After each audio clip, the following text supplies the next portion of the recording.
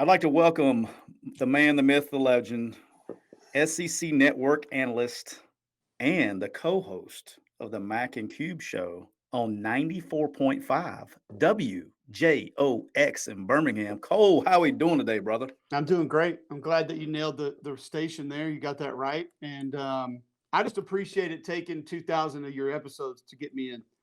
And finally, you ran out of coaches to have on. And so you figured the guy, we'll go back to the guy that I've known since 98. And then now we'll roll him in. So no. See, what we got is me and you are fixing to get cut loose on this Auburn deal in a minute because I was trying to wait till the end of the saga. The soap opera came through. Okay. Oh, there's an end?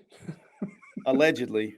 It's what I know that since '98, I guess the soap opera's longest running soap opera in the SEC, maybe. So did not start in '98. That's when you and I found out about it firsthand. Okay. But yeah, that thing's been going on a lot longer than that. And I've already made the bold predictions that without certain individuals involved, that it would stop. And it's actually increased. So I don't think it's ever going to end. We got more characters in the soap opera. Yeah, I think now that's just in there. It's in our DNA, and we got to learn how to manage it. Yeah, I'm never going to be able to drive through Alabama again. I don't think I'll get shot at or something. I said, but at least you have to deal with it every day with your people. So at least be one of us. But hey, I want to hit some serious topics before we get off and have fun. The biggest thing I want to talk to you about first was I want to talk about the college football playoff or lack thereof expansion and what's going on and kind of get your thoughts on it because I've had mine. And I've said it on here for many times, but I just think it's great because you're in the business. That's what you talk about it, every day. And then for the SEC Network, ESPN, and so you kind of see a different side of it than I do. I just want to get your opinion of a college football playoff or lack thereof when it comes to expansion. Yeah, first off, I think it's unfortunate that we have.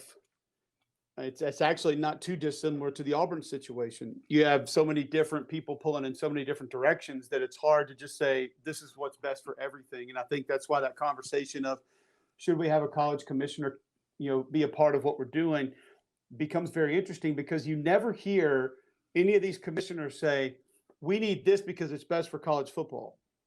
And fair. I'm not mad at them for that. They get paid to be the commissioners of their leagues. Right. So they want what's best for their leagues. And then most ADs want what's best for their school.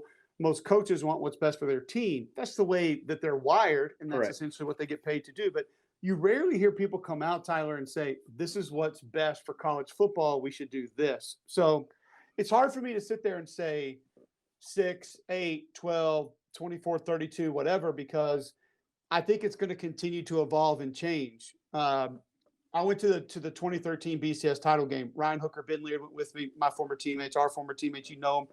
And we were walking out of that game. Unfortunately, Auburn lost. And I remember looking at Hook and I said, well, just go ahead and mark this down. I said, college football as we know it is dead. And he's kind of like, what do you mean? What are you talking about? And I said, well, it's been changing and morphing, but we're about to step on the gas with that. And it's gonna go full speed now. And by saying that, and how I explained it to him then, and I still think it's relevant today, is that you take that revenue wheel of let's use round numbers and say $1 billion. $1 billion. Billion with a B. And if 10% of that, 8% of that, 12% of that is going to the group of five and that revenue sharing system that's been created, there's going to come a time, and I think that time is probably now. I think these conversations are happening, that a lot of these ADs and a lot of these presidents and a lot of the commissioners are going to look at that revenue wheel and say, hold on, I know 10% doesn't sound like a lot, but 10% of that number actually is a lot. Why are we sharing that? Because we're sharing that with a lot of schools that have no bearing on who wins our national championship, how many eyeballs we bring to the table, how popular our sport is. And do we have to do that? Again, not what's best for college football, because go back and listen to some of the things that Mark Richt has said in the past. Like one of my favorite things I ever heard him say was, guys, there's enough money to go around to help support some of these schools that don't have it. Let's keep college football great everywhere, which I agree with. College football, I'm 100% on board with that too. College athletics. I won't just say football, but athletics. We know what it does for people, the doors that it opens. We know what it teaches you. We know the opportunity that it brings to so many different individuals.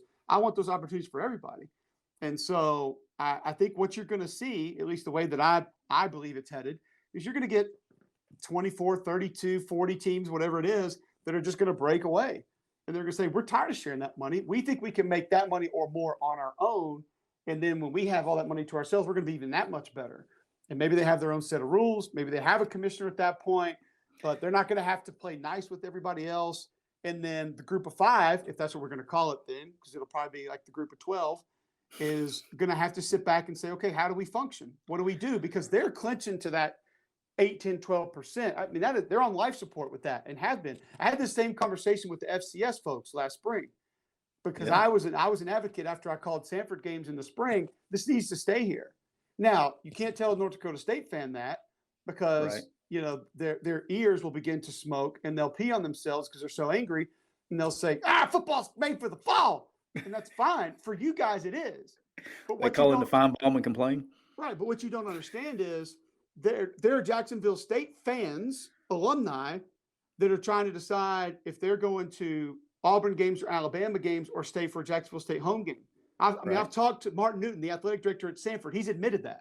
He said, we try to schedule based on Auburn and Alabama's home games to raise our attendance. Hell, I've talked to Mark Ingram at UAB about that. Yeah, we did it at South Alabama when I was there. Yeah.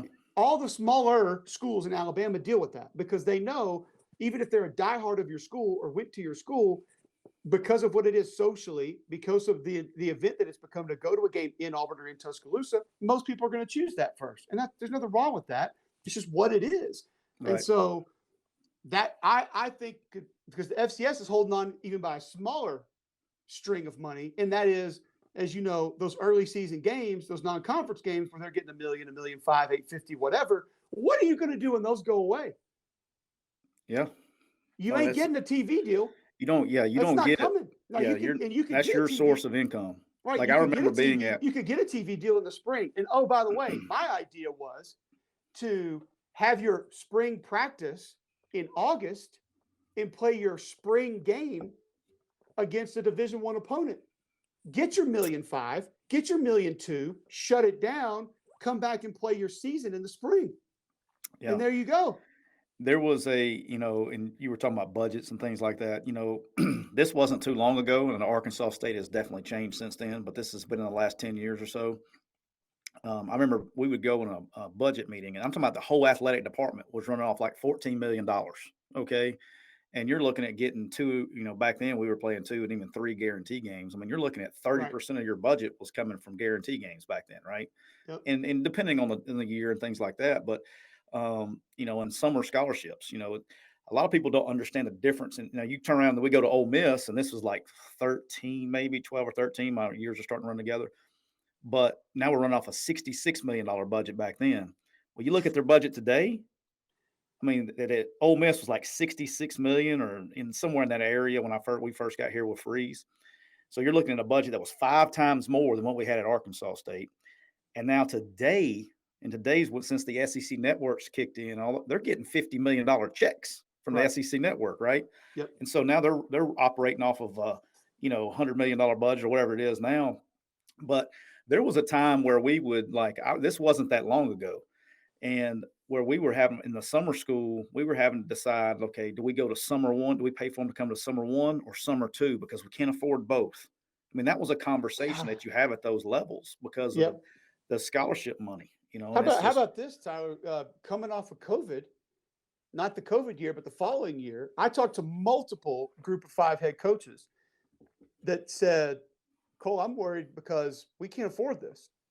And I said, can't afford what? Well, we've got 11 scholarship guys coming back, super seniors. We've got 14 guys that don't want to leave. They want to come play another year, which good for you. I don't blame you. But they said, we don't have the budget for that. Yeah. I was like, what do you budget for pads and jerseys? Like, no, food, travel, hotels, seats on the plane, all of it, every bit of it. Every bit of it. The school, the tuition, the books, we can't afford that. And I don't know how we're going to do it. They had to come up with extra money.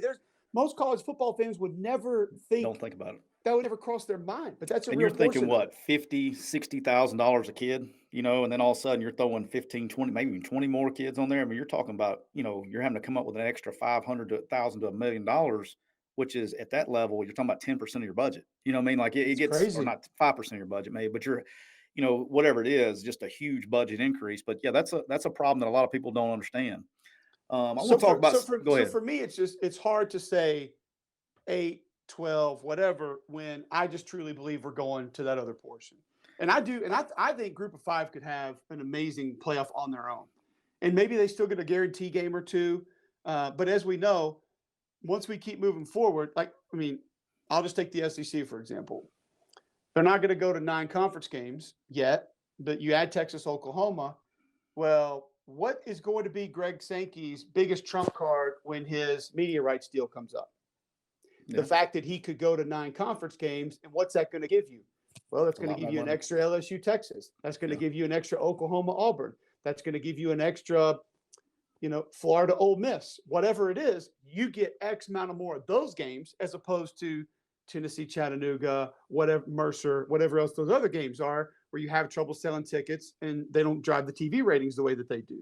Yep. So that's what he's waiting on, is the next media rights deal to be able to go up. It's the same reason that you heard Gene Smith just say, why would we take away a conference game to help these alliance games? Our conference games are most valuable to us for our gaining revenue. Playing each other are the best things that we have. Minnesota playing Michigan, Wisconsin playing Ohio State. Those are the most valuable entities we own. So what are we going to do? We're going to keep them, and we're going to go get $1 billion a year for what we're putting out there. So I think we're heading towards a mass separation, and then the Group of 5 is going to have to find something to do, which you and I both know would be great football. It would be great football. Liberty, App, Coastal, Louisiana, Utah State. The last few years, that would be amazing football. We would all love it, and I think fans would grow to appreciate it as well.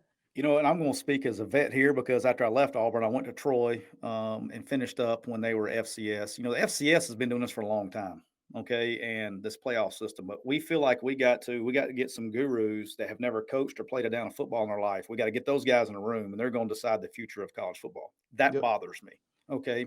So the reason we have history, right, is so you can study it and figure out what you need to change to make it better, okay? FCS has been doing this a long time. And so I've said this for 100 years, and then everybody that listens to the podcast probably tired of me saying it, but everybody's got this big, I don't know where 12 came from. I don't know if they like the new NFL model or where it came from. Okay. But that's 4 extra games. Okay. For the people who are playing in round 1, you could go just like the FCS used to have it. Okay. Which was 16 teams. Okay. And you could literally guarantee every single conference, including the Group of 5. Okay. An automatic bid. Okay. And then if you looked at like this year's playoffs, the top 12 teams, and you can still have your college football playoff committee or however you wanted to do it and your rankings and all that stuff. But basically the top 12 teams would have gotten in their college football rankings, would have got in. Okay. Plus you're getting like a Northern Illinois, a ULL, a Utah State, and those guys. And here's what I was talking about. Just like you're saying, 1, the money. Okay. But 2 is now those Tuesday night action games that you have to go covered in snow on Tuesday night up in Buffalo, those mean something now. Yep. Okay. So now, that has college football playoff implications. Now, how much more advertising from an ESPN standpoint are you going to be able to sell? How much more viewership are you going to be able to get? Because now those games mean something, and it means something to everybody. And I think from a complete making the game better, I think you want to do that. I know that's what we don't have. That's what we don't have is a guy walking around saying what's best for college football. Correct. And so that's don't have that guy. Yeah. So that's the problem. That leads up to the next thing is, do we need a college football commissioner? And the reason is just why this is the reason we're delayed right now. Okay. This is the reason we're even having this conversation, because this came out Friday, right? And it just really pisses me off is that, and Greg Sankey don't care, by the way. He don't care what it is. He's going to get his at least 2 in, no matter if it's 4, 6, 8, 12. He's over there just laughing. He don't care. But why do we have like that? We got the ACC, you got the Big Ten, you got the Pac-12. All these guys have their own agendas. Okay. And so there's no one there to say, hey, thank you, Greg Sankey. Hey, appreciate you, ACC, appreciate you, Pac-12. But by God, this is what we're going to do. Okay. And until that happens, we're just kicking the can down the road, because everybody gets pissed off and they take their ball and they go home. Nobody wants to work together. It's like politics, man. They're trying to just push their own agenda. And if they can't get it right, then they don't want to play ball. So if they don't get what they want, and this is a situation that it doesn't matter who you represent. Okay. Everybody's going to have to compromise some. Everybody is. And so you can either do it your way. Okay. And then everybody else be pissed off, or you can come together and come to a solution. But until we have somebody in there, it's the same thing with NCAA rules and all this mess.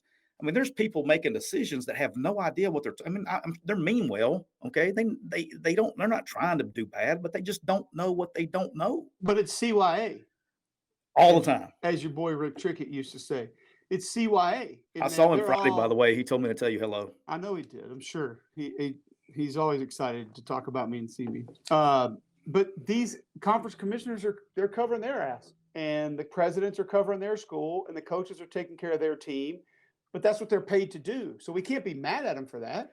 Like I'm not mad at what Greg Burns says that would be best for Alabama. That's what it should be. I mean, Alan Green should go politic for what's best for Auburn. That's what Auburn needs to have. Sankey should politic what's best for the SEC. Gene Smith should politic what's best for Ohio State. You know, Kevin Warren should be worried about the Big Ten. So, but it's like you said, to align all that, it's damn near impossible. And so it's tough because do you trust putting someone in that position that's going to be worried about the FCS, or going to be worried about the Sun Belt, or going to be worried about the MAC? Or are they just going to be worried about the SEC, the Big Ten, and then maybe the ACC and the Pac-12? I mean, I don't. When they even care about Notre Dame? We don't know. So it would be a very difficult decision, because it needs to be someone that's worried about the greater good, and the greater good is not always maximizing the amount of money that can be made. And let's be honest, this decision to play 4 more years with 4 teams, I guarantee you the lead conversation was, hey, before we make this happen, did you guys see what the Big Ten's about to get? Oh, so why are we doing anything? Let's wait and see what happens there, because if they get a bill, what are we going to get if we go to 12? So just pump the brakes. We'll keep raking in our cash with this, and we might be able to double our income. They're playing the long game, and it's smart from a business perspective. But who said, was it Mal Moore that said, you want people making football decisions? You want business people making football decisions? Yeah. I'm pretty sure somebody told me that Mal used to say that a lot, which is genius. Who do you want deciding what's best for your football team? Is it super nerd calculator guy?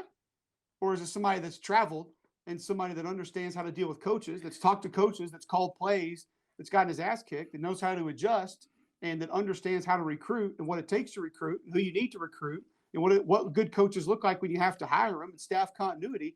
I mean, I know which one I would select. I know which one you would select. Yeah. So it's like this. It's like,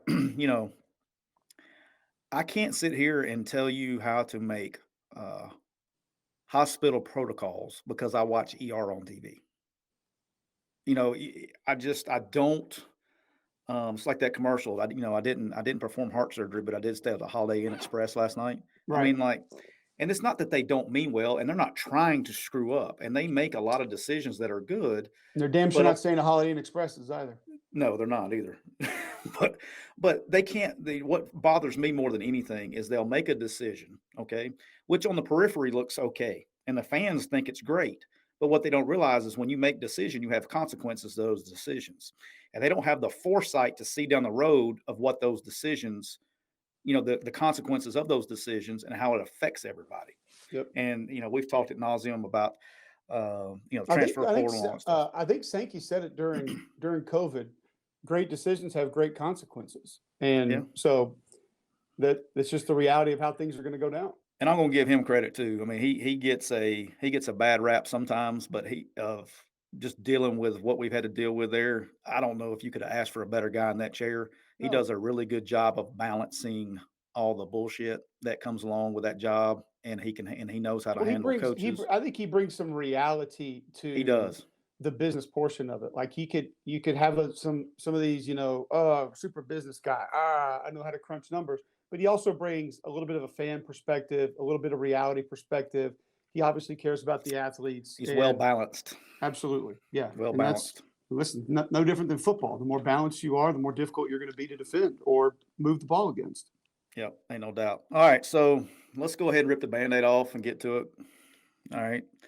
So I know as I know you are, and I am too, I tried to explain to people, I was a little too close to this growing up an Auburn fan, going there, playing, actually sitting and watching you play, but I was there. and Auburn's a special place, and then people have called it cultish at sometimes to some people. But I got to the point in all this Auburn saga, I was just tired, man. I don't know. I'm just exhausted and embarrassed, probably a little bit. Yeah. Um, Probably where I'm at is just embarrassed by how an organization, and I'm not talking about the football athletic department, I'm talking about the influences of the organization on the outside and the things that they try to do to make decisions. So I'm just going to spill it to you. And I think we've had a brief conversation about it, but I'm just curious to, as you know, as the daylight ends or soap operas or whatever they're called, as the world turns, what's your opinion on this Auburn deal? Yeah, it's unfortunate. And so I think the reason you say the things that you say is because you've seen it be great, just like I have. I mean, let's just go back to when we were in school. I mean, I went to 2 SEC championship games, and I was on a team that went 3-8 and fired its coach on a Friday in the team So dorms dining hall. yeah. We told that story. I told Friday that afternoon story like before a game. I told that story with Neil McCready a couple weeks ago when in the middle of all this, after the movies. So in Sewell Hall. So yeah, I told No, that story. I've had people ask me like, you've seen a little bit of this dysfunction, and I said, oh, you mean when I walked out of a team movie in Opelika on our way to LaGrange at 6 p.m. and only 2 kids on the team had cell phones, and they were saying, hey, Feinbaum's saying that Terry's fired, and then they don't tell us anything, and the buses go back towards Auburn. So we're like, the hell? And we pull up to Sewell Hall, and we literally walk into where we eat, and Terry walks in and tells everybody, I'm not your head coach anymore. I'm sorry, and then walks out. And so, yeah, we have had maybe the front row seat to the dysfunction at Auburn, because you can say what you want about Jetgate, but there were no players that sat there and had a front row seat to that. They just read about it in the paper and saw it on the local news. We sat there and had to be taken back to our dorm to sit in the dining hall for our head coach to come in and tell us he was fired. And then Rodney Allison followed him out because he had enough. He's like, screw it. I'm not coaching anymore either. I'm gone. And so and then that divides the team, because most people love brother. Not everybody did. Then all of a sudden the coaches got one foot out the door. Can't blame them for that. Some people, half the team thought Terry quit. Half the team thought Terry got a raw deal. You didn't know what to think anymore. So That's why I always say, I don't care what the scenario. I mean, obviously, if it's something legal and something happened off the field where a coach needs to be let go, I get it.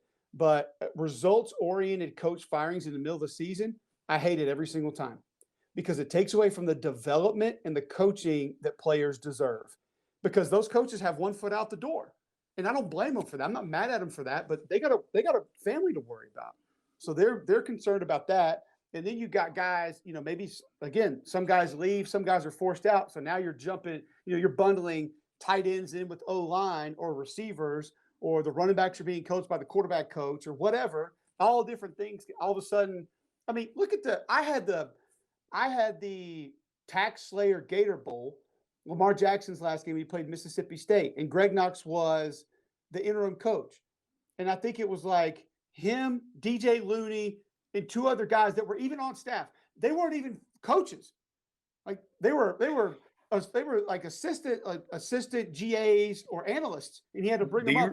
There was like 4 guys that even spent time with the team that had to coach the whole team in the bowl game. And Cole, do you remember when you covered us when I was at Arkansas State and we'd won? We were on our way to Ole Miss. We were like 11-2 or whatever it was, and we're playing Northern Illinois, who was really good, and they were like 11-10, 11 win team. But Hugh had already gone, and they couldn't come back and coach, and so we had like 4 coaches that whole. And the game wasn't until like January. It was the day before the national championship game. So for 6 weeks we were coaching with 4 coaches, and then the AD was so kind enough to let us to hire outside coaches. Like, what am I going to do? Teach this guy the system? And he's going to coach ball in 2 weeks? I mean, but you remember that we went through the same thing, and hell, we were winning. We didn't get fired. We had won. And so when you get guys that are fired, I think it takes it even up another notch, because they're like, what the hell? Out. But back to this Auburn thing, I think the most recent piece of drama, to me, the way that I would describe it is that it was emotionally driven. That's the best way that I know how to describe it. And I think you had some boosters or people in positions of power, whatever you want to call them, that they were mad from the jump because it wasn't one of their guys. And so they were they're a little bit beat up. Their feelings were hurt from the get-go. So that's 10, 12 months of just fuming. Well, then all of a sudden, you get a coordinator that gets let go, and he does his exit interview, and he's mad. And so he says things that aren't nice because, hey, some people don't like each other. I don't like most people, but some people don't get along, and that's okay. You don't have to like everybody, especially to work with them. And so, like, I've worked with guys in the past that have said, we're not even friends. And I was like, I don't get paid to be your friend. I get paid to work with you. So I'll show up and do a radio show, and then I'll go my way. You go yours. That's not hard. Like, none of these coaching staffs hang out. You know that. So he comes in and he didn't have a good experience. Okay, good. Well, that gets everybody's feelings going again. And here come the emotions. And the emotions are starting, they're churning the coals, and the fire's coming back up. Oh, then we get a kid that transfers to a school that never played, and he did not have a good time. Oh boy, now we're mad about that. He must be mistreating everybody because kid transfers that never played. Oh, they don't know what they're doing. This guy can't coach because player A, who couldn't get on the field, he's angry. So, but then you get guys that are on the team that are coming out saying, whoa, this is exactly what we needed. Well, hold on a second. And not just white guys, by the way. And I don't like to take it down that road, but that's what people tried to make it. But you had different guys of different ethnicities on that team that were saying the same thing. Wait a second, man. This is what we had to have. Like, we needed this at that point in time. And I thought Smoke Monday said it best. And I'm not saying that I agree with this exactly, the connotation, but Smoke was like, hey, was it my best experience with Brian Harsin? Probably not. Like, the guy's never spoken to my parents. But he's a damn good football coach. He's exactly what our team needed. Which, like, I talked to Gerard Powers the other day, and he's like, that's what it is. It's not all going to be fun. It's not all going to be happy-go-lucky. Like, I don't think Terry Bowden ever spoke to either one of my parents when I was in school at Auburn, ever. I know Tommy didn't. Never. He just called me by my number. I mean, why do you think all you people He didn't know where I was from, though. Hey, all you people that are watching this, when you see NFL training camps or football fall camps, and there's a piece of tape with the kid's name on the front of it, that's not for the equipment people. It's because the coaches don't know who the hell they are. That's why that is. So I feel like all these emotions got going, and all these people got super angry, and they said, now's our chance. Let's get him, because now's our shot. We'll get him out of here because we're mad, and he's not nice to kids, and he's mean, and he's mistreating players. And so they got all the emotions got fired up. Hey, do you call in to Feinbaum as like Bill from Boise or anything? I probably could and get away with that. But they know my number, so that's a bad idea. Yeah, that's a bad idea. So I think that, everybody gets fired up. We know that emotions can push you in directions where you make rash decisions, and you don't make the best decisions for people. So I think then you start leaking some things to the media. You start telling them this thing's done. We're going to get it done. We've got it done. So then they place all these facts in front of the legal team. And I would assume that they laughed him out of the room and said, I don't know if you guys are aware of this or not, but we can't fire people because we don't like them. At least for cause. Is that not in the calls contract that you think that's going to be in the next Auburn head coach's contract? Like, if we don't like you, we can fire you with calls. Yes. Clause 18F23-1. If don't like, can fire. Yeah. But I think the legal team looked at it and said, yeah, if you would like to pay him 18.4, gladly say that you hate him and give him a check, and he'll be on his way. That's what it's in there for. Nine of that will be due in 30 days. So have that ready. And then you got to come up with $250 a month or whatever it is for the next 24 months. I don't know how they would have paid it out, but like to me, next lifetime. To me, that's how that entire thing got going. Is a lot of people got emotional. They churned up a lot of BS.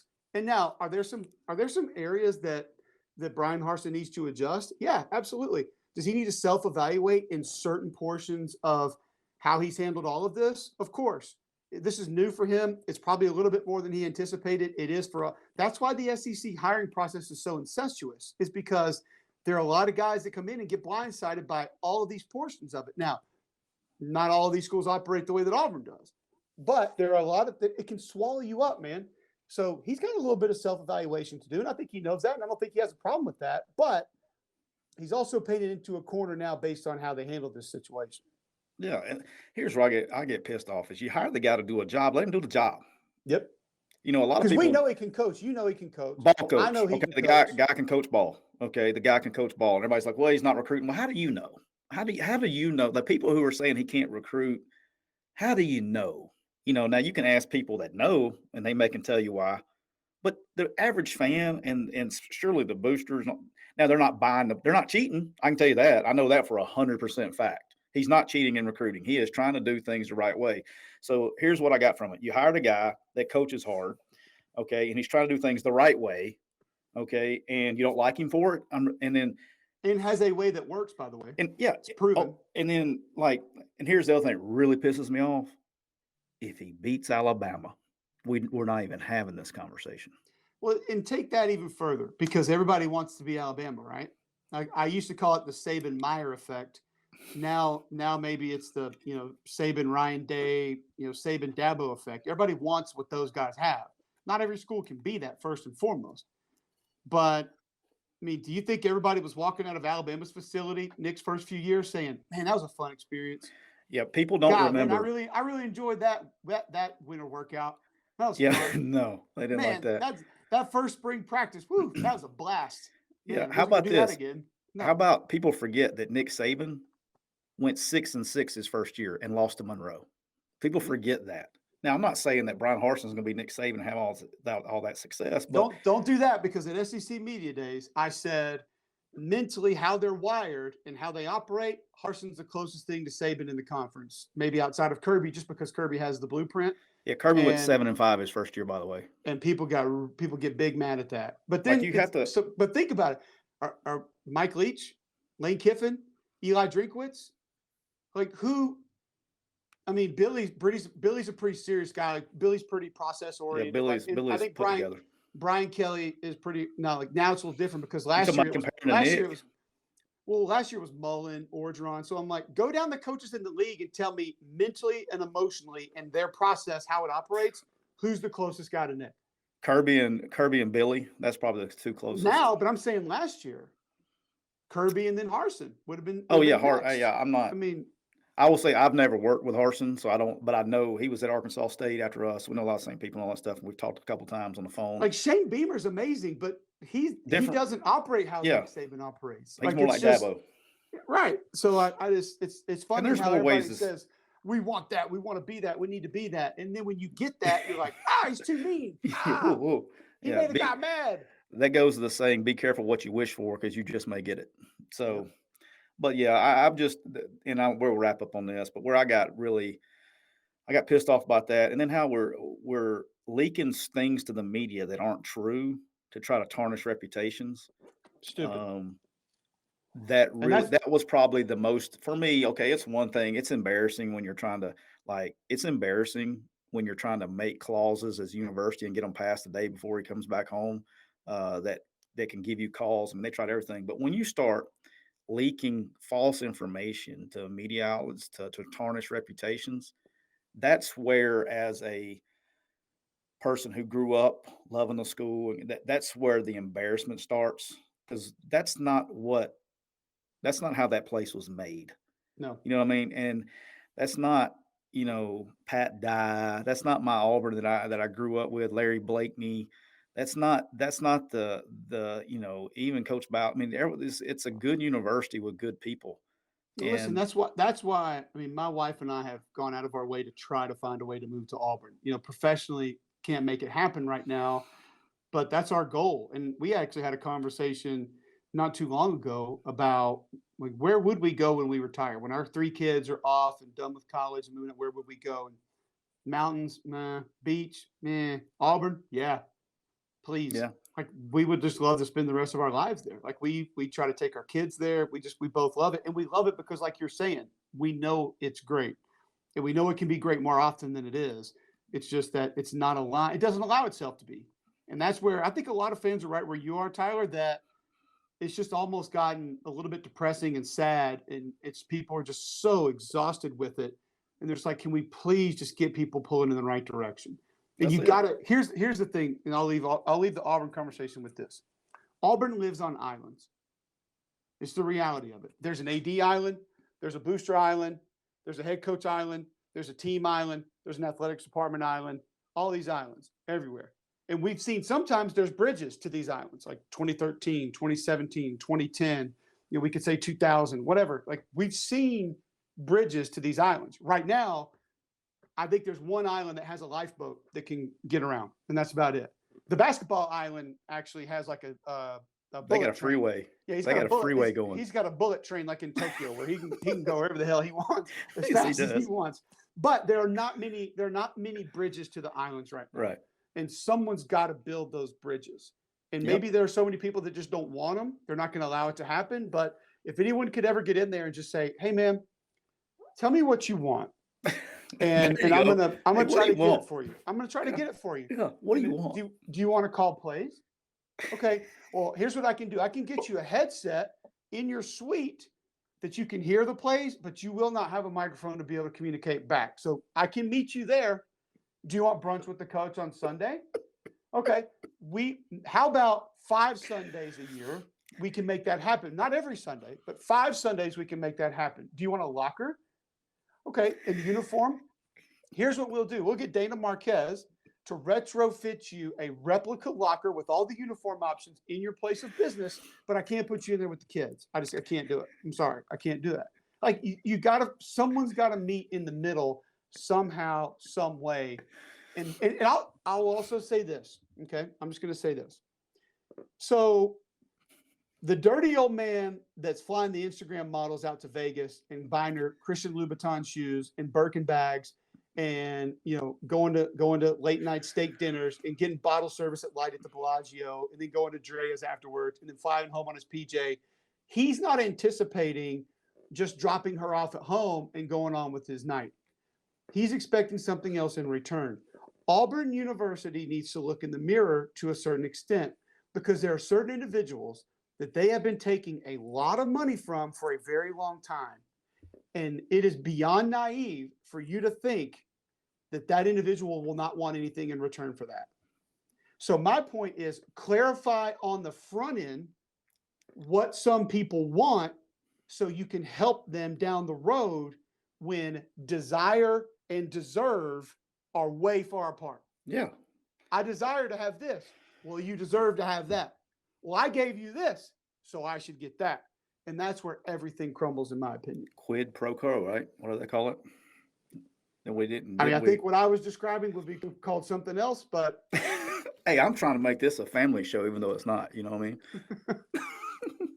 I'm sure all the teenagers are loving the college football playoff talk. Yeah. Yeah. So my mom. If we were doing TikTok dances, you probably hit a bigger audience. Yeah, we should do one. I'll let you start. Get Raquel to pull up a TikTok dance, and you guys can learn it.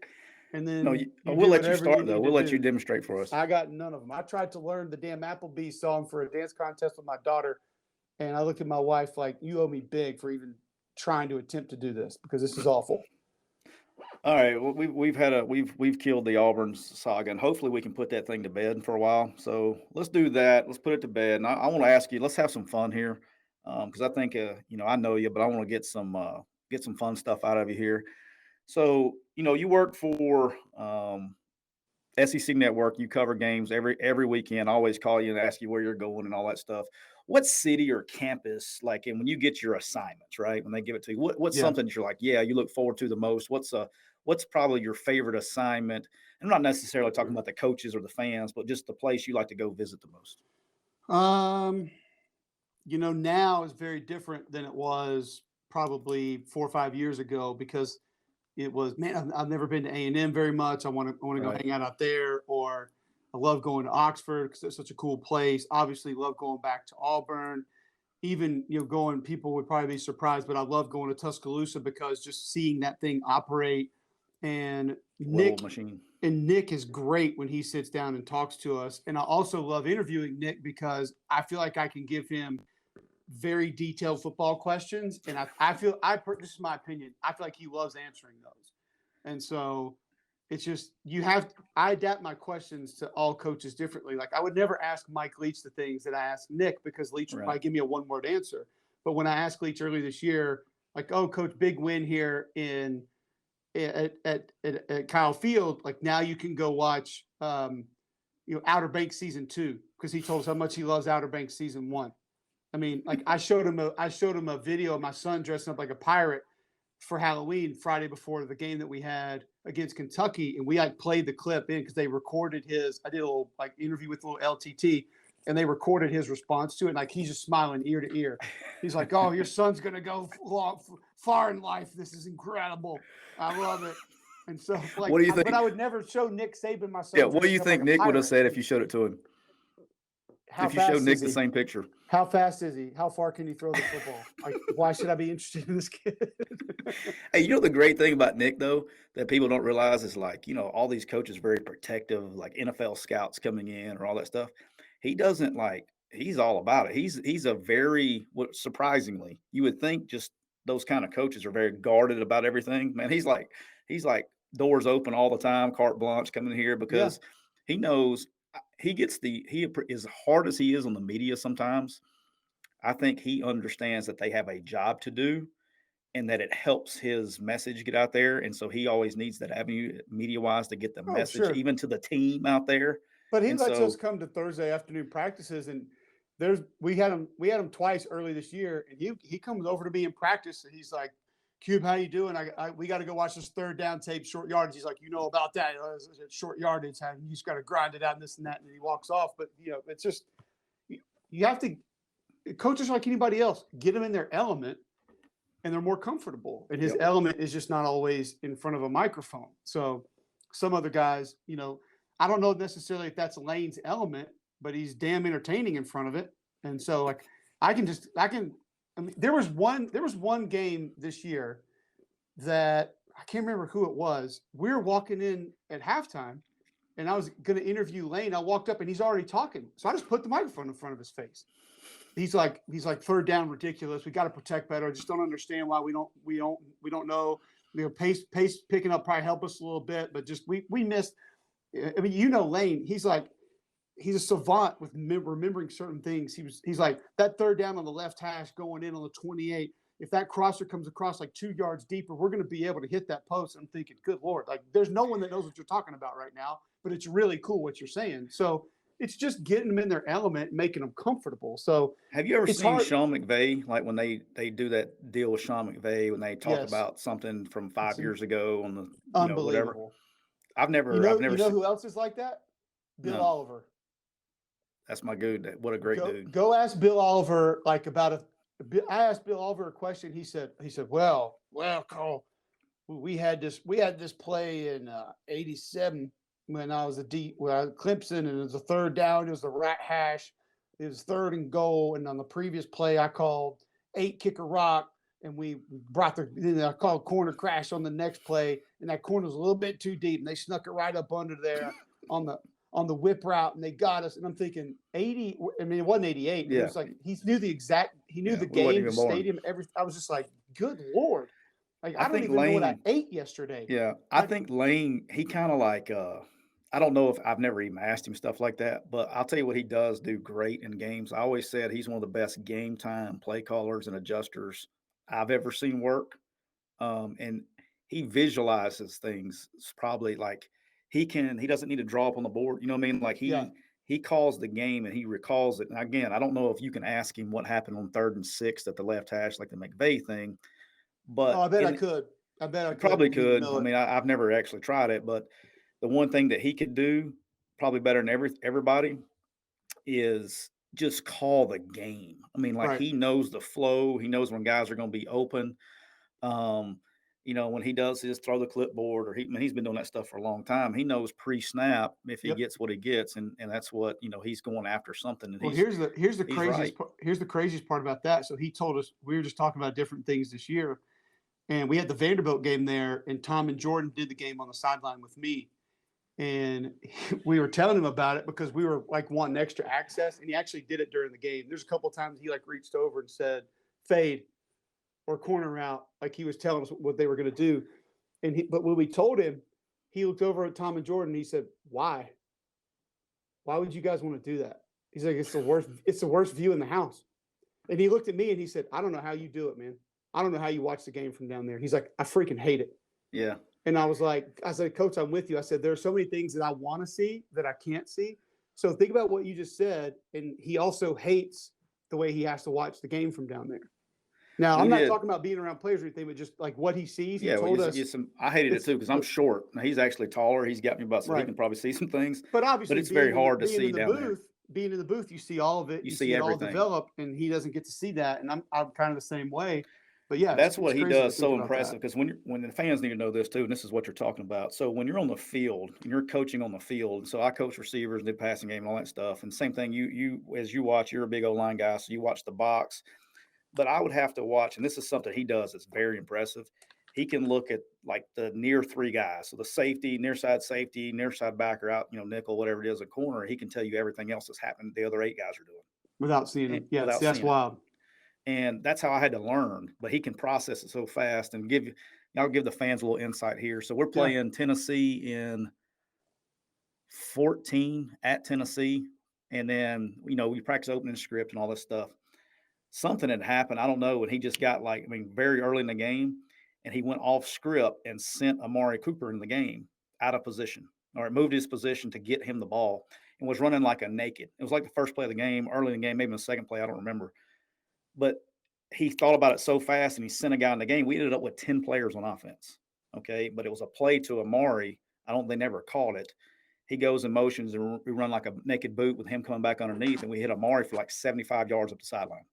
And he knew exactly what the call was. And he knew it. And he did it so fast in the middle of a deal that we only had 10 players on offense.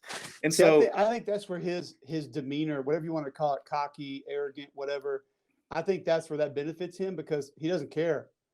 yeah, And he just believes it's going to work. He's like, oh, let's just try it. And it'll work. But to answer your question. Yeah, sorry about that. It's all right. No, it's a cool conversation. It's gotten very different recently because when I get a game in Starkville or Oxford or Nashville, or first off, I just want the best game every week. I don't care where it is. I want the best game.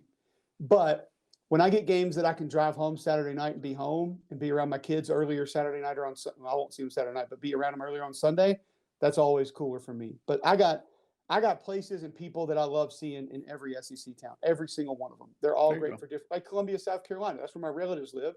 So I get to go see my grandmother. I have one grandparent still alive. I get to go see her, get to see my cousins, get to see my aunts and uncles. They all live there in town. So that's always cool to go there. But I grew up going to games there. My mom and dad went to Carolina. So it'll always be a place that's a little more special to me. So I got different reasons to love every town that we go to. All right. What is there a restaurant at any of these stops that you prefer? A restaurant. I mean, yeah. Auburn, you got to go to Acre. Auburn, you go to Acre. Oxford, too many to choose from. I mean, you saw my. Got a lot of Oxford people listening. This is going to be a critical answer. You may gain some or lose some here. I'm not going to go against my guy John Kearns because you saw my SEC Nation hit that I did with him at Big Bad Breakfast, which I could eat Big Bad Breakfast 3 meals a day for 1,000 straight days. It's just that good to me. But how do you choose? Snack bar, City Grocery, whatever. I mean, Ajax. It's just that's one of those. It doesn't even matter. Just get us to one of the ones, and we're good to go. That's a very good answer. You kept all your followers from Oxford. That's a very good answer. And then if you want to roll out to Taylor Grocery, obviously that one's also amazing experience. But like Chuck's Fish in Tuscaloosa, Tony's is our spot in Lexington. Dragonfly Sushi in Gainesville, incredible. And the Republic is our spot in College Station. We do not venture off from Republic in College Station. We got Theo's in Fayetteville. They take great care of us. Tom Hart drops them on the broadcast. The game was like a 6-hour game. And Tom's like, well, guess we're not going to be able to make it to Theo's. And 5 minutes later, all three of us have DMs from the owner. He's like, we will stay open for you. Please come and eat. That's awesome.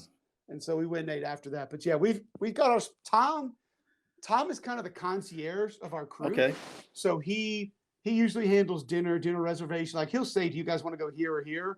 But that's his deal. Like when we get to the restaurant, he orders the wine for everybody. Like that's his thing. So we just kind of let him do his thing. Yeah, I always got upset when you would come in town for our games and I had to go to the hotel or whatever. So I missed dinner, getting to go to dinner with you and I'd see you catch up, Friday right before at practice and then, at the game on Saturday. But yeah, that's the one part I used to get so ticked off, not ticked off. It is part of the job, but like we'd have people come in town for the games or Yep. something, and so I would call the restaurants here, which are great with us, and get a reservation, and they'd take care of my family. But hell, I wasn't there to enjoy it. So Right. everybody coming in for the game got to go have dinner and a good time on Friday night while I was eating at the hotel, going to meetings and stuff. So, all right, so here's a good one for you because I know I'm interested in this one. Let's take the SEC away. Okay, so the Okay. SEC doesn't count. You call bowl games and games all the time at other places and different deals.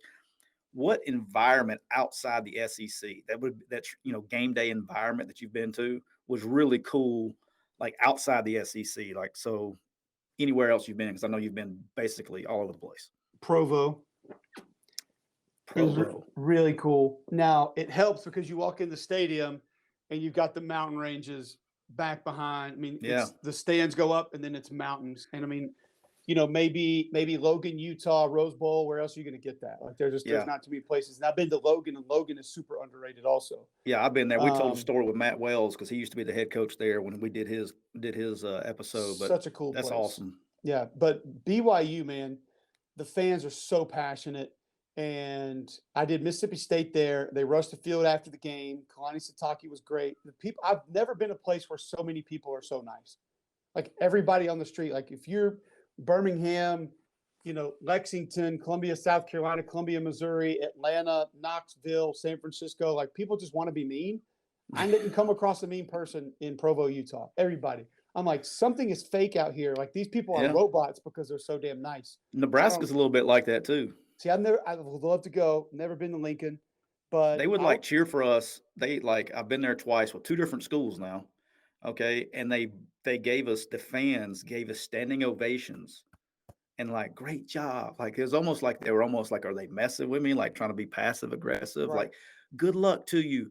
Go, play maybe hard today. Maybe they should get pissed off again. And yeah, but maybe that's what the issue is. But yeah, it's almost like they're messing with you. Bowl atmosphere. I got to do the Rose Bowl for radio this year. It ain't Never close. been there. It ain't close. I missed it because we had this little kick six thing. We had this little kick six incident in 2013, and I kind of missed that. Yeah, but I will say this too, because I went to that national championship game in 2013. You need to, if you're a diehard college football fan, you need to go to the Rose Bowl separate from the playoff or a championship game setting. Like it needs to be a standalone Rose Bowl. Okay. Just because, and I got lucky this year because Ohio State, mega brand, Utah, first time, Utah fans took over LA. It was very special. And just seeing everything that happens around the game. And Utah covered. Well, seeing everything that happens around the game. And if their quarterback, if Kim Rising doesn't get hurt, who knows what happens in that game? I mean, they covered still, though. Stroud and those guys were out of control, but didn't play much Nobody defense. wanted to play defense that game. Yeah. Well, Utah started running back at corner, so you knew some things were going to probably go wrong. Fair. But that place is special, man. And everybody's like, oh, the bathroom lines are so long. I'm like, pee early and quit drinking. Like, suck it up, Buttercup. Whatever, man. That place is awesome. So bowl setting, I would say Rose Bowl. Home field, I would say Provo, Utah. All right. So you were known. I'll text you. I'll text you like when you're at the game. I'll send you what we rocking shoes today. You're known for like your shoe game. That's like your thing. At the when you're working. So what goes into your picking your shoes for the game? Okay, what's the process? And B, how many pairs of shoes do you have? Oh, the last time I counted was over 100. And That's when we moved, I did offload a few, and I got a couple that I need to get rid of now. I threw like 2 or 3 pair away the other day because they were getting kind of old. What goes into it? And now I've had a New Balance deal and a Buscemi deal. So obviously I'm wearing those and I'm repping those, but sometimes it's outfit coordinated. I know like with the shirt, tie, jacket I'm going to wear. So do you do that or does your wife pick it out for you? She does everything else. I do the sneakers. Okay. She hates the fact that I have more shoes than she does. So I was going to follow up with that. Do you have more shoes than she does? It's one of our regular quarrels in our household. Yes. And I just ordered like 2 pair the other day, and she's going to be mad when those boxes come. But my thing is, how do you get mad when those boxes show up when we have boxes show up every other day? Every day, dude. Multiple cardboard boxes, and none of them are ever for me. None of them are for me. Dude, my wife leads the NCAA and Amazon deliveries. Yeah, we're definitely in the top 10. I mean, it's every day, man. We've been a ranked team for a long time, by the way, a long time. we're the Alabama of Amazon deliveries. Yeah, We that's if we don't impressive. win it every year, we're playing for it. Yeah, So there you go. it just depends on how much the 6-year-old gets for So Christmas, whether yeah, we I win think or not. it depends on what I have, what I'm wearing, and then kind of where it is. I will say this, like rain games, there have been a couple of times. There's a certain kind of all white pair of sneaker that Walmart has that are $9.99, and they kind of look like Air Monarchs a little bit. So Okay. if I get somewhere and it's all of a sudden it's going to rain, I'll go to Walmart and buy a pair of the $9.99 fake Monarchs, and I'll sport those and then just chunk them when I leave because Oh, I don't have room to get them home. I yeah, never have. I no, mean, I pack pretty snug because I'm not checking the bag. So, but yeah, they're $10. You wear them all around all weekend, and then you just toss them. It's great. interesting. I have not, I'm with you. I mean, I've heard of people not Or packing and then underwear like, and going to the or store, I'll but never shoes. we were in Lexington and we did that whole like '80s deal. I bought like this pair of boots and like two pairs of shoes to wear for that, like all Walmart stuff. Like I took all those clothes and those shoes, and there were some homeless guys down from my hotel. So I just walked like a block and just like unloaded this Yeah. giant like handful of clothes and shoes for these guys that were living on the street and just said enjoy and walk back. And Tom Hart sends me a picture the next morning because he flew out after he was staying for basketball. He went to Starbucks and he was like They were rocking your gear. the dude they had the gear on. I was like, yes, I There you love go. it. Makes you feel good. Yeah. All right. So I know you're a shoe guy. All right. What's your favorite model of Jordans? You got one pair to get. What are we rolling with? The my favorite models are the threes. So I brought some visual aids for you. Okay. So Okay. we're gonna now the favorite model ever would be that one right there. And some Okay. people that's a 4. Now That's a 4. You're close to my favorite. some people are gonna tell you that the Concord 11s are their favorite Jordan ever.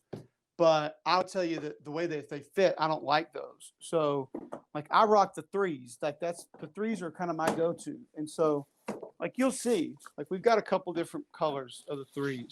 So like we Yep. keep the threes in stock. Like I like the royal blue, the true blue. We got the Carolina blue. We got the chloroform. We got that.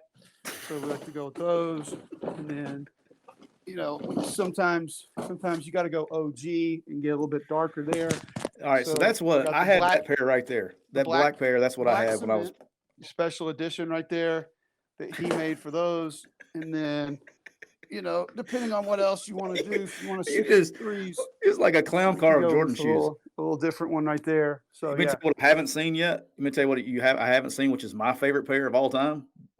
The 5s. Do you have any 5s on display? nope, ones and threes for me. That's it. I don't need any other. You I don't mean, I like the got the one 5s? pair for no, they're okay. 5 is my all-time favorite. They're Like okay, but where they had the glow in the dark tongue and then the clear sole with the Jumpman on them. that right there is that Mars Blackman that cannot be beat right there. That is the goat of sneakers. I did this first pair I had. In my I opinion. bought 3s, 4s, 5s, and I don't remember what I got after that. But I got a bunch when I was at. The reason I have all these is because I never could afford them when I was a kid. So now the thing about the 4s too, those are not comfortable. This thing hits you in the Achilles. Yeah. They don't feel good. So, but yeah, we got a couple pair. So. There you go. Okay, fair enough. You got plenty of pairs. All right. So as a player, you played center at Auburn and played against some good ones. Who was the hardest defensive lineman that you ever had to block? There were a couple out there, like Gerard Warren would be in the mix. Ooh. Nose guard at Florida, number 3 overall pick, big money. He was the dude was 330, and he would get down in that tilt nose, and he'd be in a 3-point, and he'd let his other arm hang down, and it was like his wrist was on the ground, like his wingspan was just massive, and the dude was wide and big, but he was so quick. Obviously Seymour and Stroud at Georgia were ridiculous. Cornelius Griffin at Alabama was really tough. I'll give you kind of a sneaky one though. Yeah, give me a sneaky one. Georgia had this little white walk-on, and I want to say his name was Josh Mallard, and I want to say he was 90, maybe 99. And it's funny because I've had this conversation with Stinchcomb a few times, and Matt's like, dude, Mallard wore our asses out in practice. He was like, you did not want to face Josh Mallard in pass pro because he was going to smoke you. So they would run it would probably be more like an Okie now, but it'd be a bear with kind of wide threes. And they put him in a zero nose head up. And the dude was like 260.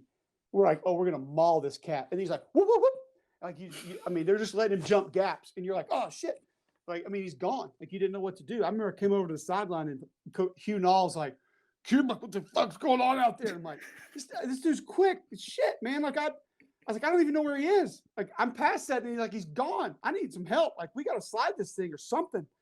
And so, like, and I think also too is because you didn't anticipate it to be what it was at all. And then all of a sudden, he's just like, whoop, and he's out of there.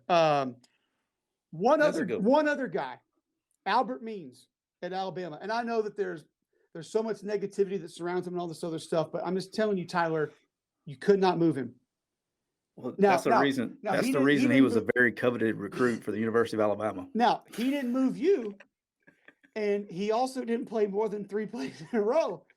But by God, he was not going backwards at all. I mean, I think we triple teamed him on the goal line at one point. Like, I just told both guards, like I told Hart, McGarry, and Mike Basillo, I was like, Big Hart. I was like, hey, double ace this thing. We've got to try to move him a little bit. It was like we were running like inside zone. I was like, I don't care about the linebackers. We got to try to move this guy.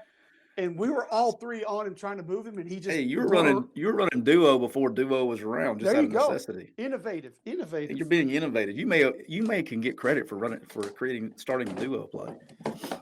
Well, all right. So let's switch a little bit. What do you think? What are your most interesting teams that you want to see in 2022 SEC football wise? Who's out there? I got a couple on my end, but who do you got that you're just? Hey, I'm interested to see what they got in 2022. I'm going to start with Florida because we talk about all of these quarterbacks and all these transfers and the portal and this and that. And it's almost like Eminem, they forgot about Dre. It's like they forgot about Anthony Richardson. And they forgot about the dude that's 6'5", 245, 255. That was literally, I had the game early this season against FAU, hurdling DBs, stiff-arming linebackers, and running past corners. And it's like him and Napier's offense. I mean, just go look at the quarterback production. Now, granted, they had the same guy for 7 years, so that guy was playing back when I was playing. I think I don't know. He probably still has another year left. But I literally coached against that guy like 3 times, and I've been changed schools and out of coaching. He still plays. Right, that helps a lot. But I'll say this: like that system's not super complicated. I mean, it's inside outside zone. It's counter. They're going to run some power. But it's heavy bootleg stuff, which is going to give him the option to keep the ball and run the ball. They'll mix in some zone read. They'll have some Q runs. And like the passing tree is simplified for quarterbacks to not have to come in there and learn everything. It's not like Jimbo's offense. So I think he has a chance. So their offensive line is not very good. And I'm a little concerned about the receivers. But that dude in that offense, they are going to put him in positions to make plays. And so I'm really anxious to see how that goes. I'm really anxious to see Spencer Rattler in South Carolina because those guys worked miracles with that offense last year. And I thought the O-line would be better because 2 years ago they were pretty good. It was most of the same guys, but they underperformed last year. And Shane told us that. He's like, we don't get it because we watched these guys on film, and last year they were taking names. This year it's like, what are we doing? Other than the Florida game, they just didn't play good ball. But I'm a little worried about the weapons. I think they're okay at tailback and tight end, but I'm interested to see if Spencer can get that thing going. And then probably LSU just because they still have guys. I mean, they still have guys. Like they got dudes. Mason Smith is going to be ridiculous, Yeah. I still think that they have some legit players, and I'm anxious to see kind of how that thing works. They got a couple of good portal offensive linemen too. The kid from FIU, really super talented player. And then I'm interested to see what Lane can do too. I mean, yeah, Jackson Dart. Okay, woo. I mean, we've seen a little bit. We said the same things about JT Daniels. And we've seen him play 3 games, maybe 4 or 5 games. So It's like, but I like what Ole Miss has done through the portal with the O-line. I think they have semi-addressed some things on defense. There's some pretty big losses that people aren't talking about over there. Yeah. But we know they're going to figure out how to run it. And Lebby is amazing. And just like Kendall was amazing. And those two don't get probably as much credit as they deserve at FAU with Lane or at Ole Miss with Lane. But at the end of the day, if Lane needs to call it, he can call it. And it'll be called well. So I'm interested to see, just like with a couple of new receivers, new quarterback, some new offensive linemen, kind of how that thing goes. Yeah. So those are probably the ones that are top of the list for me. Yeah. I think Florida fans will just chill out and let Billy be Billy. They're going to be happy with what they get there. I'm interested, like you with South Carolina, see what they got. And then one you didn't mention that I'm interested in seeing is the Tennessee Vols to see how they come back and build off what they did last year. You want to hear something interesting about Tennessee? What you I got? don't have. I texted it to myself, so it's in my phone right now, which we're on. I don't have it. Have you gone back? Seriously, have you gone back and taken? Because I was with you for a minute, and I was like, man, this is, they got Hendon Hooker coming back. They got, some receivers coming back. Like they lost Cade Mays, but they'll be okay up front. Have you taken a close look at who they beat last year? I mean, I know off the top of my head, but yeah, they're Who's the best team they beat? Kentucky, I'll tell you. But then after that, best team they beat.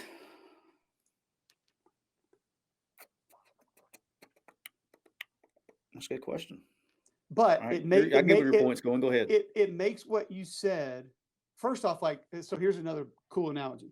Like everybody's mad at Auburn right now and thinks that the world is crumbling, and everybody's so high on Tennessee, like, oh my God, that guy got it rolling. Like they are set.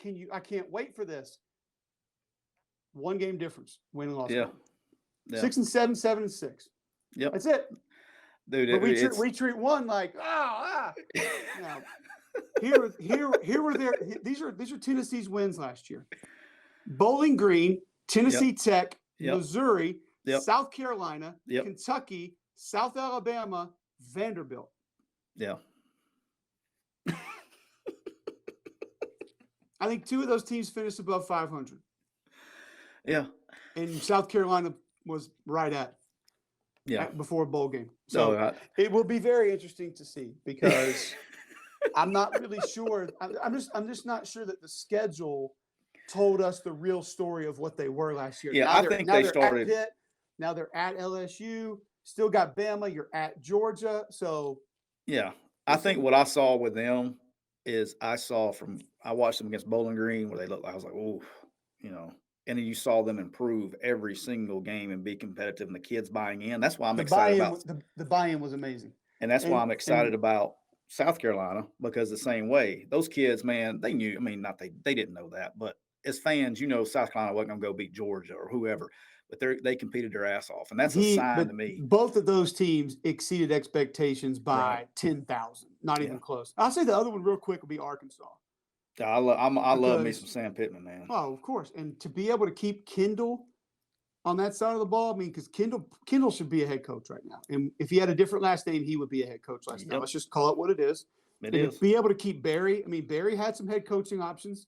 To be able to keep him on that side of the ball, I mean, you got 3 head coaches running that thing. It's amazing. And now you lose Treylon Burks, who still is underrated, doesn't get enough credit for what he did. He's a baller.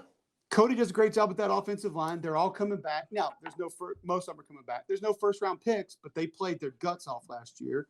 So that's going to be fun. You got a big physical tailback who's coming back. Now, you got to find a guy in the middle because you had Richardson and then Ridgeway. So who's going to hold the point in that Barry Odom defense? Now, you got to find that guy. If they do, they got a chance to be pretty good because you got one of the best safeties in college football coming back, some productive linebackers coming back. So I think they could be if they shouldn't be any worse than they were. They should take another step. No, because that's what Greg and I discussed on our show is if you were to take confidence points in the West after Alabama, who are you most confident in staying where they are or improving from last year? Texas A&M. My number 2 team was Arkansas. You don't think Texas A&M will be better? Well, they lost their best offensive lineman. They lost their best 3 defensive linemen. They lost their best linebacker. They lost their best safety. They lost their defensive coordinator. They can't. They don't know exactly all them dudes they got. What their quarterback's going to do. And they've had. Let's just be honest. They've had receiver problems for a while now. Cole, me and you could go play quarterback for A&M this year. They lost their tight end. They lost their tailback. That offense is not going to be the same. It's just not. Sorry. Me and you could go play quarterback for Texas A&M and go 8-4 this year. I don't know, dude. They got a tough schedule. I know. They have. How about this? Wait. Hold on. They are crawling with creatures. They have App and then Miami in the non-conference early in the season. Oh, I know. And they're already down a couple D linemen. You know what the training room looks like because you've done it. You know what the training room looks like the week after you play App. Every D lineman that got in that game is going to be in there with a knee or an ankle or feelings, something. They're going to be in there getting something taped up, and they're going to have the stem on something. It might be their heart. It might be their brain. It's going to be an ankle, a knee, an Achilles, something. They're going to be in there. And it's because that's how app operates, and it's legal, but that's just how they do it. And then they got to play Miami the next week. So I'm just telling you, man, they might be. I'm very interested to see it, but I have more confidence right now that Arkansas can stay where they were, or maybe be better than A&M stay or be better, because A&M just lost a ton. And I love that staff. They got a great staff. I love Jimbo. I love Damian. I think they got a lot of coaches that do a great job, and they do have talent, but it's just here's the cool thing with like Alabama and some of Georgia. The last few years, we've seen the next wave of guys. So on the offensive line, they've done some of those young guys had to play. Like their center played over skis this year. Fatherly played really good ball this year. But on the D line, I haven't seen really, outside of 35, I haven't really seen the next wave of guys. Well, in Alabama, you usually see the next wave of guys. At Georgia, you see the next wave of guys. So I haven't seen enough of the next wave for A&M to be super confident that they're going to be what they were or better than last year. All right, we're going to flip the script on you right here. What freaks you out the most or scares you the most? Do you have any phobias? Because, you're an offensive lineman, tough guy. You've always, but there's got to be something. What scares you the most or freaks you out the most? Well, first off, it's all these Jordans being out and getting dirty, or the kids doing something. That's why I keep reaching over to, for some reason, clean them. Intruder paranoia. Intruder paranoia. I have legit intruder paranoia. It drives my wife crazy. Every noise I hear in the middle of the night, I think somebody's trying to break into our house. Do you pop up? Are you a light sleeper? I'm not a very heavy sleeper, and I have had a few. I've had to clear the house while armed a couple of times. Yeah, that has happened on a regular basis. Okay. So we have cameras. We have an alarm system that's on. Do you have cameras inside and outside? No, none inside. We have one like in the baby's room, but But no, even with the cameras, I'm just like, somebody found a way to sneak in. I gotta go check it out. That's it. I don't really have I'm not scared of heights. I'm not scared of snakes. Alligators? I'm not afraid of flying. What about sharks? I actually had a pet alligator when we were at Auburn. You sure? Why would you do that? It's a great question, because it bit the shit out of my hand on a regular basis. That's like Antoine had the snake, Antoine had the python or whatever, and then you go over his house and he couldn't find it. I was like, that's not cool. I'm not staying. I'm leaving. He had an apartment over at College Park, and I'm gone. See ya. I'm out. So yeah. All right. Intruder paranoia. You and my wife would get along great. I had to explain to her on a daily basis that she's like, somebody's broken, the grill cover came off the grill in the backyard the other day. This is like last Thursday. And she's like, somebody's been in our backyard. And I said, what did you think they were doing? They just want to come over and grill some steaks in the middle of the day? Or could it be that we had 40-mile-an-hour winds today? Which one's more likely? Right. But yeah, I have to have, she freaks out about that stuff too. So I'm with you. And she's always, I can sleep through anything. So I get elbowed to go check the house and don't get any sleep sometimes. So, yep. All right. Interesting question for you right here. You could pick any SEC coach to go have dinner with. Okay. Oh. Okay. Who are you going to have dinner with? You get to pick. You get one coach, one dinner. Who are you picking? This will change almost daily for me. Okay. And some of it would depend on the mood that I'm in. All right. Today, right now, who are you having dinner with tonight? Brian Kelly. And the answer is simple. I don't know him. Because you want to get to know him. Never been around him. So that would be the most advantageous selection for me for what I do and what I'm going to be doing. Fair.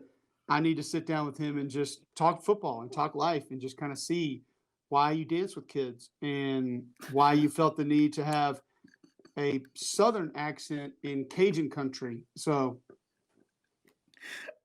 Oh, you can tell you have an Alabama Auburn show.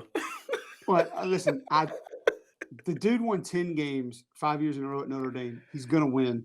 Yeah, he's obviously a great coach. And I just want to know, like you mentioned Billy earlier. We know how Billy runs a program. Yeah. I know how Nick Saban runs a program. I know Eli personally. I've been around Harsin. So I've been around Lane a good bit. I could probably be around Leach 100 times. I'm not sure I would know him technically, but he would be the most entertaining.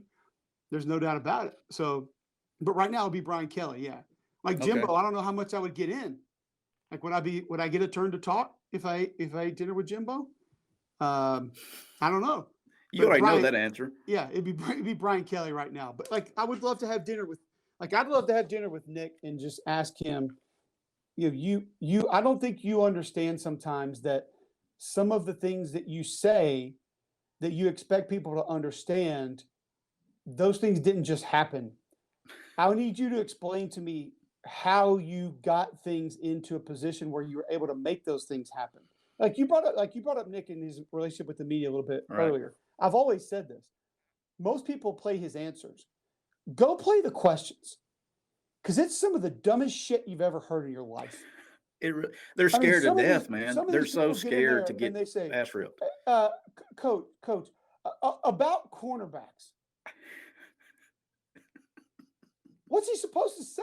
And half of them aren't even questions. Half of them, they're telling him something because they want him to repeat what they're telling him. And I think that's when he really gets mad, because he's like, you're not going to tell me what to say right here. So they'll say, Coach, your offensive line played terrible in that game.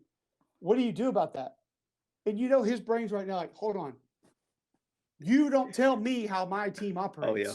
Like, he's not going to say that verbatim, but he's thinking, no, let me tell you how many times the back missed his guy in protection. Or we slid the protection the wrong way, and we had 3 people coming off the right edge that had clear shot the quarterback because we slid it the wrong way. And so now if you ever get this, like I am right now. He's furious, and he can't help it. Hey, if the people that are watching on video, this is how you know Nick's fixing to get pissed. All right. Some guy's asking a question. He'll pick up the Sunny water bottle and he'll put it up to his mouth, and he's going to glance to the right there. Like he looks at Josh Maxson. He looks at Josh and like, what the hell? You let this happen? Like, you let that happen, and then it's coming. And if you're sitting with him in a more relaxed setting, and the leg starts tapping, oh yeah, he's gonna have his leg crossed, and he's gonna start jiggling his leg. If that leg starts tapping, he's about to give you something really good. Yeah. Or you're gonna feel really bad for that. Yeah, one or the other. Something's happening. We were in a players meeting one time with him, or not players meeting, but a coaches meeting with him this past year, and Tom Hart asked me, he told me he was going to ask this, and I said, listen to me. I know you don't take my advice very serious very often. Don't do it.